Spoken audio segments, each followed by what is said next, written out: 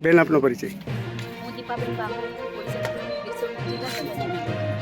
બેન આજ રોજ તમે બહેનો સાથે મતદાનના મહાપર્વમાં મતદાન કરવા પહોંચ્યા છો, શું કહેશો? આજે હું સૌ જૂના મતદારોને અને તમામ લોકોને એટલું જ કહીશ કે આજ મતદાન જ્યારે અમે બધાએ સૌએ મતદાન કર્યું છે ત્યારે સૌને એટલી જ અપીલ કરીશ કે આ મત દેવો એ આપણો અધિકાર છે અને આપ સૌ જંગી મતદાન કરો એવી આપ સૌની વિનંતી છે.